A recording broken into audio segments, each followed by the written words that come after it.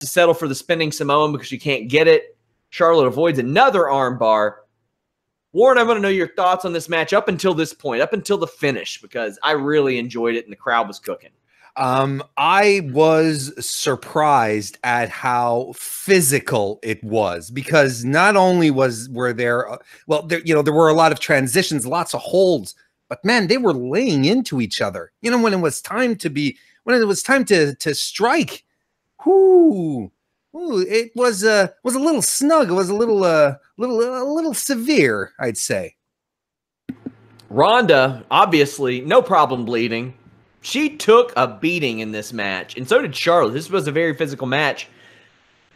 Charlotte cracks Ronda with a kendo stick, and I mean, Alex, she abused Ronda. Yeah. Abused. Yeah, this whole post-match angle is I'm very intrigued. I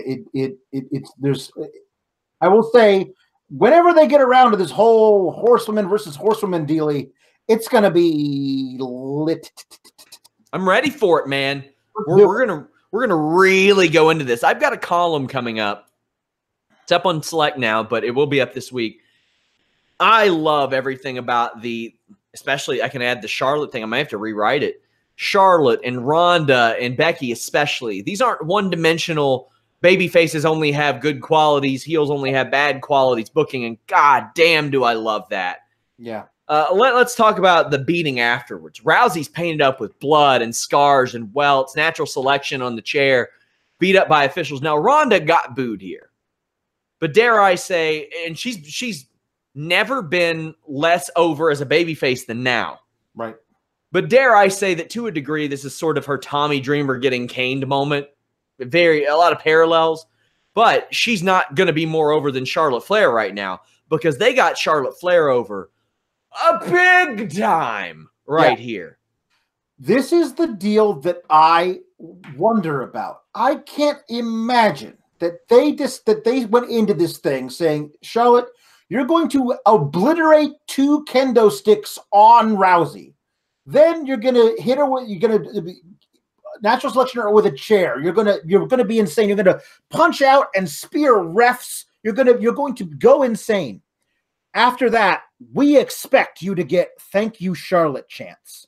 I think they do. They've done it with Becky for months. I can't believe that, Sean. I can't believe that was what their intention was, because it's not how this company views baby faces and heels. It might not be how they do, but it might be how Paul Heyman does, and he's the one that's running these promos. That may be the case. We've since 2 weeks left in the Bella storyline, he's been helping her. And he has his finger on the pulse of things, and I don't buy for a minute that he doesn't think that Millennial Man and Avocado and all the horse shit that's been thrown that way is to gain a babyface reaction. I don't know. Thank you, Charlotte. Just look. It wasn't like a cheering for Charlotte. It was like, thank you for beating the shit out of this other person that we don't like, because we like the other person who was knocked out of the match 6 days ago more. And the whole thing ended with Rousey being like, the other thing is that the commentators were talking about how horrible Charlotte was as they were getting "Thank you, Charlotte" chants, which always makes me go, Vince thinks one thing, the crowd thinks something else. And that's interesting, at least. But after all that, what we were left with was Ronda Rousey trudging up the ramp, looking back at the crowd like, how could you betray me? Because they were giving her a Becky chant. A woman who wasn't even on the car, wasn't even in the building for all we know, was getting chanted after that. That's how over Becky is. Like how stratospherically over this whole angle is that Becky is the chant we get at the end of that. I have it on pretty good authority that as it pertains to Becky at the very least, and everything that she's been involved with, they have had their finger on the pulse of that pretty well since the end of August, to the point to where they knew what commentators saying certain things would do. They wanted to create a counterculture type of reaction to her. And I had somebody compared to Daniel Bryan. It is not like Daniel Bryan. They did not want Daniel Bryan to be what Daniel Bryan was every step of the way. They tried to transfer his heat to other people. They tried to get Randy over. They didn't want him to win the Rumble. They were forced into that. Despite Dave Bautista telling them, hey, it's probably best if you go with Daniel in this spot.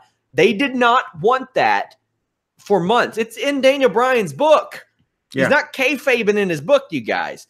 The Becky thing, they recognized it and they pivoted. They didn't recognize it until 2 days after SummerSlam. We've talked about that before, but Warren, me and Alex have been going back and forth here. I want to know what you think about this. I love this angle and I love the match. I think the angle was fantastic, and I kind of feel that we are at a moment where WWE maybe is, at least for the women, it's kind of shifting the way that they're approaching things. Because if we've been talking about the 4 horsewomen angle for it feels like decades now, but it's been coming. It's been speculated. Now I really feel like the first shots have been fired tonight. Like the real official shots have been fired.